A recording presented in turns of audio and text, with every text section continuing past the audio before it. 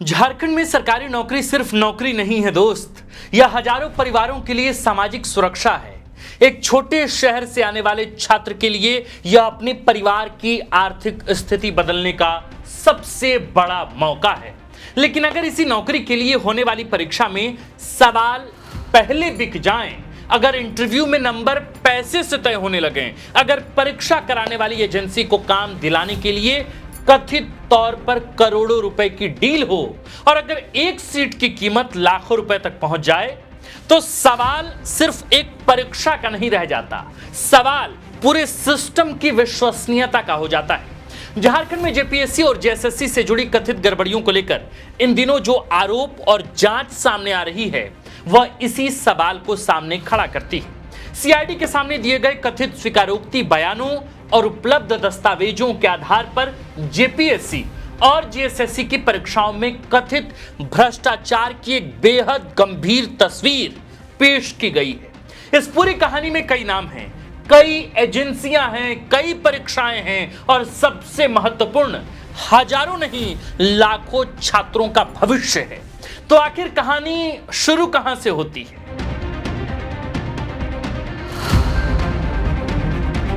एक छात्र रांची से पिछले करीब 7 साल से प्रतियोगी परीक्षा की तैयारी कर रहा है। घर से हर महीने 4,000 रुपए मिलते हैं। इसी पैसे से कमरा, खाना और बाकी खर्च चलाना है। बीमारी आ जाए तो दोस्तों से कर्ज लेना पड़ता है। ऐसे हजारों छात्र झारखंड में प्रतियोगी परीक्षाओं की तैयारी करते हैं। उनकी जिंदगी में एक अजीब सा चक्र बन गया है। परीक्षा, पेपर लीक का आरोप, सीट बिकने की खबर, परीक्षा रद्द, फिर अदालत और फिर नई परीक्षा। यानी छात्र पढ़ाई से ज्यादा परीक्षा व्यवस्था पर भरोसा करने के लिए संघर्ष यानी स्ट्रगल कर रहा है। और यहीं से इस कहानी का सबसे बड़ा सवाल निकलता है, क्या झारखंड में सरकारी नौकरी की परीक्षा वास्तव में मेरिट की परीक्षा रह गई है?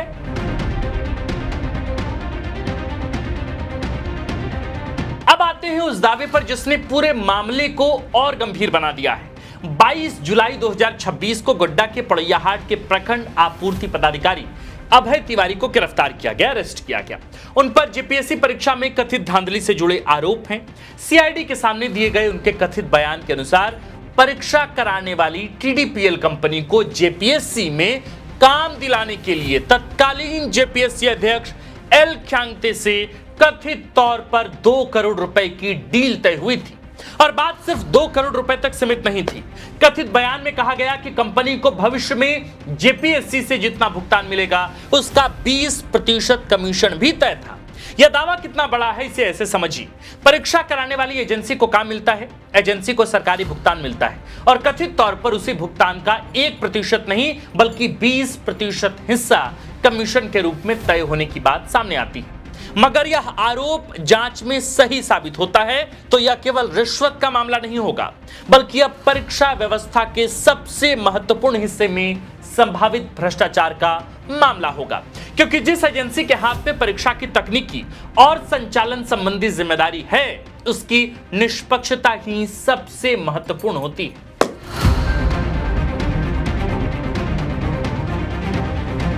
कथित बयान के अनुसार कहानी आगे बढ़ती है।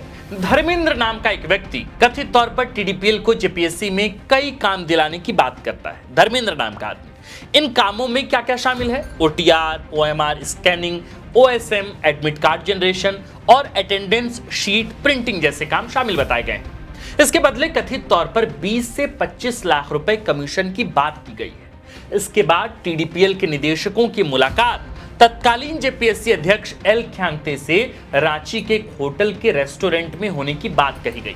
वहां कंपनी की क्षमता को लेकर बातचीत हुई, फिर जेपीएससी के सामने कंपनी का प्रेजेंटेशन हुआ और उसके बाद कहानी पहुंचती है मोराबादी मैदान। कथित बयान के अनुसार वहीं अभय तिवारी, रामवीर सिंह और धर्मेंद्र के बीच आगे की बातचीत हुई और यहीं 2 करोड़ रुपए की कथित डील और कंपनी की बिलिंग पर 20% कमीशन की बात सामने आने का दावा है। इसके साथ कथित तौर पर कुछ अभ्यर्थियों को पास कराने की बात भी जुड़ी हुई थी। बयान में दावा किया गया कि एक सीट से 30 से 40 लाख रुपए तक वसूले जा सकते थे। यानी इस कथित नेटवर्क में 2 समानांतर रास्ते दिखाई देते हैं। एक तरफ परीक्षा कराने वाली एजेंसी को काम दिलाने का कथित सौदा और दूसरी तरफ उसी परीक्षा व्यवस्था का इस्तेमाल अभ्यर्थियों को कथित रूप से लाभ पहुंचाने के लिए।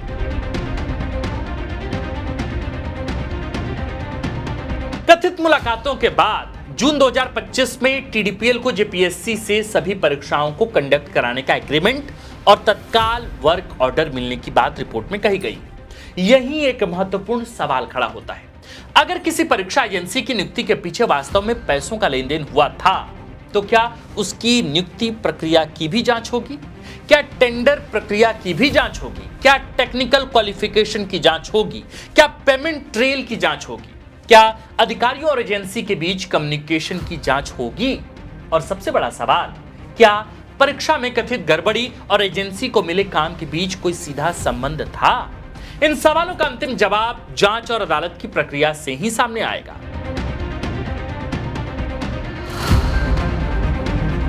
अब 2026 की 14वीं सिविल सेवा परीक्षा पर आई। कुल 103 पदों के लिए परीक्षा हुई। 19 अप्रैल को प्रारंभिक परीक्षा यानी पीटी आयोजित हुई। 2 जुलाई को परिणाम आया, रिजल्ट आ गया, मेरिट लिस्ट आया। कुल 2204 अभ्यर्थी मुख्य परीक्षा के लिए क्वालिफाई हुए। लेकिन परिणाम के बाद सवाल शुरू हो गए। Category wise cut off marks जारी नहीं हुआ। एक अभ्यर्थी की ओएमआर शीट सोशल मीडिया पर ट्रेंड करने लगी, वायरल हुई। रिपोर्ट के मुताबिक उसमें केवल 48 सवाल भरे हुए दिखाई दे रहे थे, फिर भी अभ्यर्थी का चयन हो गया। इसके अलावा आरोप लगा कि परिणाम आयोग के सदस्यों के हस्ताक्षर के बिना ही जारी कर दिया गया।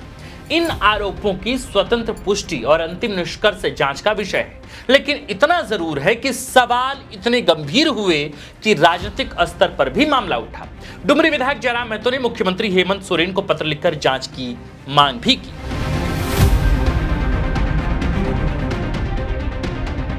बीस जुलाई को सीआईडी ने जेपीएससी कार्यालय में छापेमारी की। 3 कर्मचारियों की गिरफ्तारी हुई, अरेस्ट उन्हें कर लिया गया।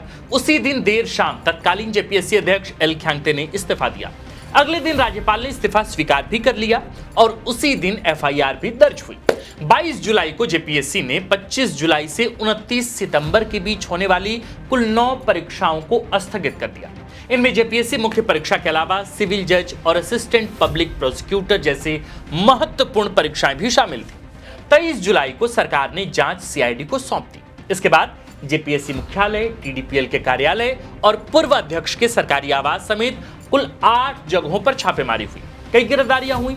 28 जुलाई से 1 अगस्त के बीच पूर्व अध्यक्ष एल ख्यांगते से लगभग 32 घंटे पूछताछ किए जाने की बात रिपोर्ट में कही गई। कुल गिरफ्तारियों में टीडीपीएल के निदेशक रामवीर सिंह, अभय तिवारी, तकनीकी और अन्य कर्मचारी, जेपीएससी के कर्मचारी, कथित बिचौलिए और गलत तरीके से परीक्षा पास करने के आरोपी कुछ अभ्यर्थी शामिल बताए गए। और फिर कहानी ने एक नया मोड़ ले लिया।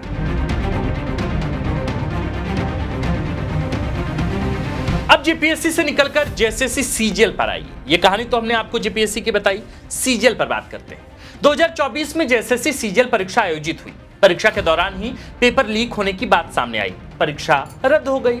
सितंबर 2024 में दोबारा परीक्षा आयोजित की गई। परिणाम आया, रिजल्ट आया, तो फिर बड़ा विवाद शुरू हुआ। मामला हाई कोर्ट पहुंचा। अदालत ने परिणाम पर रोक लगाई और पुलिस से जांच का रिपोर्ट देने को कहा। इसके बाद मामला सीआईडी के पास रहा।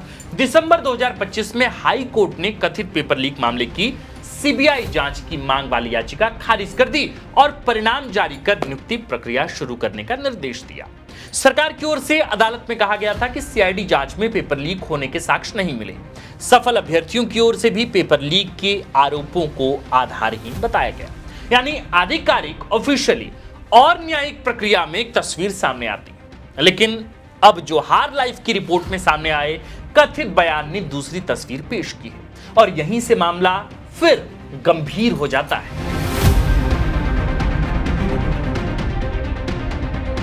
अभय तिवारी के कथित कबूलनामे के अनुसार टीडीपीएल के जेएसएससी से जुड़े काम से अलग होने के बाद एक दूसरी एजेंसी वेबल परीक्षा से जुड़े काम कर रही थी। रिपोर्ट के अनुसार इस एजेंसी को बायोमेट्रिक के साथ साथ प्रश्न पत्र की प्रिंटिंग का काम भी मिला था।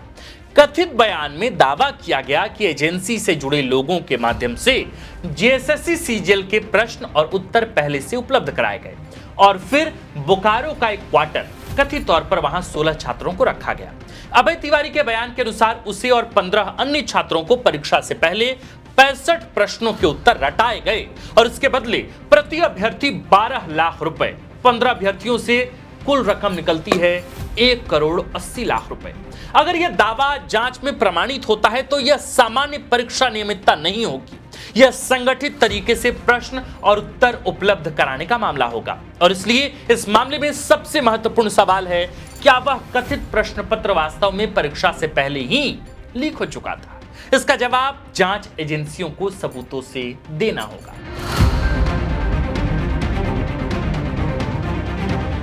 अब आते हैं इस पूरे मामले के शायद सबसे संवेदनशील हिस्से पर, जेपीएससी की 11वीं से 13वीं सिविल सेवा परीक्षा। अभय तिवारी के कथित बयान में आरोप लगाया गया कि जेपीएससी के तत्कालीन अध्यक्ष और 3 सदस्यों के साथ संपर्क कर कुछ अभ्यर्थियों के इंटरव्यू में कथित तौर पर सेटिंग कराई गई। रिपोर्ट के मुताबिक 7 अभ्यर्थियों को कथित रूप से लाभ पहुंचाने और प्रति अभ्यर्थी 15 लाख रुपए लिए जाने की बात कही गई, लेकिन कथित नेटवर्क का पैमाना इससे भी बड़ा बताया गया।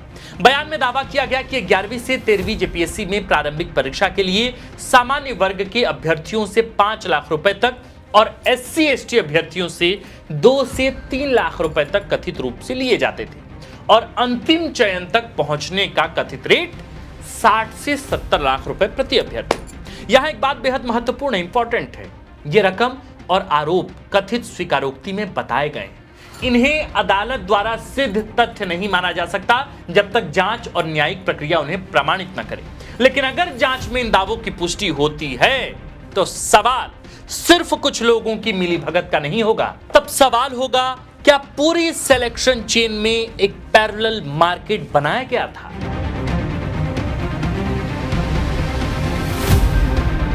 कथित बयान में एक और तकनीकी विवरण दिया गया है। अभ्यर्थी के रोल नंबर के आधार पर एक कोड जनरेट किया जाता था। उसी कोड के आधार पर इंटरव्यू बोर्ड का एलोकेशन रैंडम तरीके से होना था। लेकिन आरोप है कि जिन अभ्यर्थियों की पहले से सेटिंग होती थी, उनके रोल नंबर और कोड की जानकारी कथित तौर पर संबंधित लोगों तक पहुंचाई जाती थी। फिर यह तय किया जा सकता था कि वह अभ्यर्थी किस बोर्ड के सामने जाएगा। यानी अगर यह आरोप प्रमाणित होता है तो मैनिपुलेशन सिर्फ मार्क्स तक सीमित या महदूद नहीं था, कथित तौर पर इंटरव्यू बोर्ड एलोकेशन तक पहुंच बनाने की कोशिश थी। और यही किसी भी कॉम्पिटिटिव एग्जामिनेशन सिस्टम के लिए बेहद गंभीर खतरा है, क्योंकि पूरी व्यवस्था की बुनियाद ही एनोनिमिटी और रैंडमनेस पर टिकी होती है। अगर कैंडिडेट की पहचान और बोर्ड एलोकेशन के बीच गोपनीयता टूट जाए तो मेरिट की पूरी अवधारणा कमजोर हो जाती है।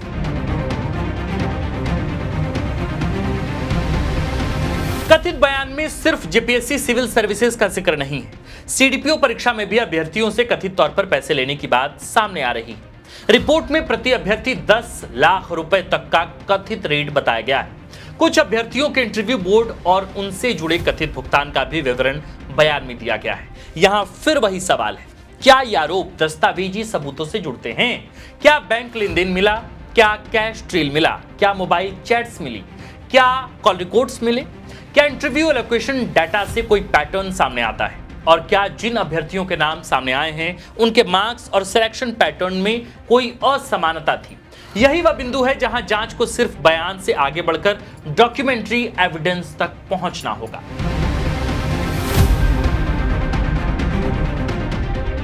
इस कहानी में एक महत्वपूर्ण कॉन्ट्राडिक्शन भी है। एक तरफ अदालत के सामने यह कहा गया कि जेएसएससी सीजीएल में बड़े स्तर पर पेपर लीक के पर्याप्त सबूत नहीं मिले। दूसरी तरफ अब सामने आए कथित बयान में दावा किया गया कि प्रश्न और उत्तर पहले से उपलब्ध थे और छात्रों को परीक्षा से पहले याद करवाए गए। पूर्व महाधिवक्ता अजीत कुमार ने भी 4 अगस्त को एक वीडियो संदेश में कथित तौर पर सवाल उठाया कि सरकार, जेएसएससी और सीआईडी ने अदालत के सामने कुछ महत्वपूर्ण तथ्य नहीं रखे। उन्होंने केस डायरी में ऐसे तथ्यों का दावा किया जिनके मुताबिक कुछ अभ्यर्थियों को प्रश्न पहले से याद करवाए गए थे। लेकिन यहां भी वही बात लागू होती है, इन दावों की स्वतंत्र न्यायिक पुष्टि अभी जरूरी है। यही वजह है कि छात्रों की सीबीआई जांच की मांग को सिर्फ राजनीतिक मांग के रूप में देखने के बजाय एक जांच संबंधी सवाल के रूप में भी देखना होगा। अगर एक ही मामले में जांच एजेंसी का निष्कर्ष कुछ और है और बाद में सामने आया कथित बयान कुछ और तस्वीर दिखाता है, तो सवाल बड़े स्वाभाविक है, कौन सही है? और इसका जवाब भावनाओं से नहीं, सबूतों से मिलेगा।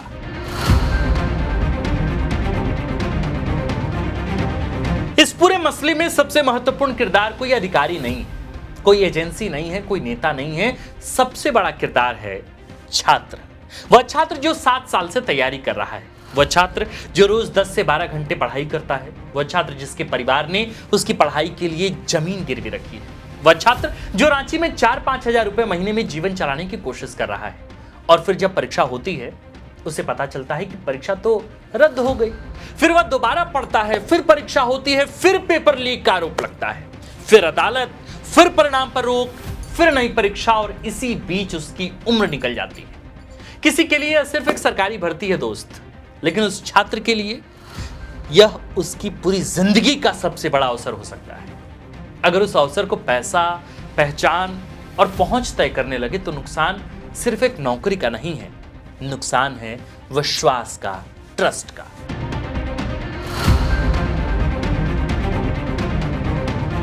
अगस्त को रिपोर्ट के अनुसार सरकार के निर्देश पर सीआईडी ने पूर्व जेपीएससी अध्यक्ष एल ख्यांगते को गिरफ्तार कर जेल भेज दिया। उसी दिन जेपीएससी की सदस्य रही अजीता भट्टाचार्य से भी पूछताछ हुई। आगे अन्य सदस्यों से पूछताछ की बात सामने आई है, लेकिन गिरफ्तारी कहानी का अंत नहीं है। असल सवाल अब शुरू होते हैं। पहला सवाल, क्या कथित 2 करोड़ रुपए के लेन देन का कोई फाइनेंशियल ट्रेल मिला है? दूसरा सवाल, क्या टीडीपीएल को काम मिलने की पूरी टेंडर और एडमिनिस्ट्रेटिव प्रक्रिया की जांच होगी? तीसरा सवाल, क्या 20% कथित कमीशन का कोई सबूत मिला? चौथा सवाल, क्या जेएसएससी सीजीएल के कथित पेपर लीक के दावे को फोरेंसिक और डिजिटल एविडेंस से साबित किया जा सकता है? पांचवा सवाल, क्या उन 15 अभ्यर्थियों की पहचान और भुगतान की जांच हुई? छठा सवाल, क्या 11वीं से 13वीं जेपीएससी में इंटरव्यू मार्क्स का स्टैटिस्टिकल एनालिसिस किया जाएगा? सातवां सवाल, क्या कथित रूप से बेनिफिट पाने वाले अभ्यर्थियों के इंटरव्यू बोर्ड एलोकेशन की जांच होगी? और सबसे बड़ा सवाल, क्या इस पूरे नेटवर्क में सिर्फ कुछ लोग शामिल थे या फिर सिस्टम के भीतर इससे बड़ा कोई नेटवर्क शामिल था?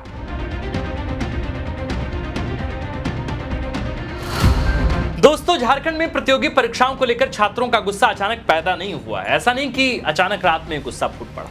यह गुस्सा वर्षों की निराशा से पैदा हुआ है। परीक्षा की तारीख बदलती है, परीक्षा होती है, पेपर लीक का आरोप लगता है, परीक्षा रद्द होती है, नई परीक्षा होती है, परिणाम पर सवाल उठते हैं, फिर अदालत जाती है और इस पूरे चक्र में सबसे ज्यादा समय किसका जाता है? छात्र का, आप जैसे छात्रों का। सबसे ज्यादा पैसा किसका खर्च होता है? आप छात्रों का। सबसे ज्यादा नुकसान किसका होता है? आप छात्र का, उस छात्र का जिसने पूरी ईमानदारी से परीक्षा दी। इसलिए जेपीएससी और जेएसएससी की यह कहानी सिर्फ भ्रष्टाचार की कहानी नहीं है, यह विश्वास के टूटने की कहानी भी है। सरकारी भर्ती परीक्षा का सबसे बड़ा कैपिटल क्या है? उसकी बिल्डिंग नहीं है, उसकी टेक्नोलॉजी नहीं है, तकनीक नहीं है, उसकी वेबसाइट नहीं है, उसका सबसे बड़ा कैपिटल है विश्वास, ट्रस्ट। जब एक छात्र परीक्षा हॉल में बैठता है तो उसे विश्वास होना चाहिए कि उसके सामने जो प्रश्न पत्र हैं वही सबसे सामने है, सबके सामने। उसे विश्वास होना चाहिए कि उसकी ओएमआर शीट सुरक्षित है। उसे विश्वास होना चाहिए कि उसकी कॉपी उसी तरह जांची जाएगी जैसे दूसरे की। उसे विश्वास होना चाहिए कि इंटरव्यू में उसके सामने बोर्ड उसकी पहचान नहीं, उसकी क्षमता देख रहा है। और उसे सबसे आखिर में विश्वास होना चाहिए कि चयन उसकी मेहनत से होगा। अगर इन 5 जगहों में से किसी एक जगह भी पैसा घुस जाता है तो पूरी व्यवस्था संदिग्ध हो जाती है। और अगर कई जगहों पर एक साथ पैसा और पहुंच के आरोप सामने आए तो जांच सिर्फ जरूरी नहीं रहती, जांच पर जनता का विश्वास भी जरूरी हो जाता है। आज झारखंड के छात्रों की सबसे बड़ी मांग सिर्फ परीक्षा कराने की नहीं है। वे पूछ रहे हैं, हमें भरोसा कैसे हो कि अगली परीक्षा ईमानदार तरीके से हो? इस सवाल का जवाब सरकार को देना है, हेमंत सरकार को, जेपीएससी को देना है, जेएसएससी को देना है, सीआईडी को देना है और अंततः अदालत को भी देना है। क्योंकि मामला सिर्फ यह नहीं है कि कितने लोग गिरफ्तार हुए, अरेस्ट हुए, मामला यह है कि कितने लोगों का भरोसा वापस आया। और जब तक इस सवाल का जवाब नहीं मिलता तब तक रांची की सड़कों पर बैठा वह छात्र एक ही बात पूछता रहेगा, हमने पढ़ाई की थी, क्या हमें सिर्फ इसलिए हारना होगा क्योंकि हमने पैसे नहीं दिए? यह कहानी अभी खत्म नहीं हुई है क्योंकि गिरफ्तारियां हुई हैं, पूछताछ हुई हैं, दस्तावेज सामने आए हैं और जांच अभी जारी है। अब असली परीक्षा छात्रों की नहीं, सिस्टम की है, सिस्टम की। क्या झारखंड अपने युवाओं को यह भरोसा वापस दे पाएगा कि सरकारी नौकरी की कुर्सी तक पहुंचने का रास्ता अब भी किताबों से होकर जाता है, या फिर पैसा, पहुंच और सेटिंग का कथित यह साया आगे भी चलता रहेगा। फैसला जांच करेगी, फैसला अदालत करेगी, लेकिन एक बात तय है, झारखंड का छात्र अब सिर्फ परीक्षा नहीं देगा, वह यह भी देखेगा कि उसकी परीक्षा कौन ले रहा है। बाकी अगर आप इस आखिरी लाइन के, इस आखिरी वाक्य के निहितार्थ समझते हैं तो आप हमें कमेंट पे लिखकर बताइए कि हम या यह रिपोर्ट आपसे क्या कहना चाहती है। मेरे प्रिय सुधी दर्शकों, अगर आपको ये वीडियो पसंद आई हो तो इसे अपने फेसबुक पर भी लगाइए, इसे इंस्टाग्राम पर शेयर कीजिए, इसे ट्विटर पर टैग भी कीजिए हमें अपलोड करके। बाकी द फोर्थ पिलर देखते रहिए, क्योंकि द फोर्थ पिलर आपके हिस्से की आवाज है। आप देख रहे थे द फोर्थ पिलर। हमारा नाम आकाश आनंद है, कैमरे के पीछे हैं विकी और इस कंटेंट रिसर्च स्क्रिप्ट को लिखा है देश व झारखंड के जाने माने पत्रकार शशि सिंह ने। शुक्रिया।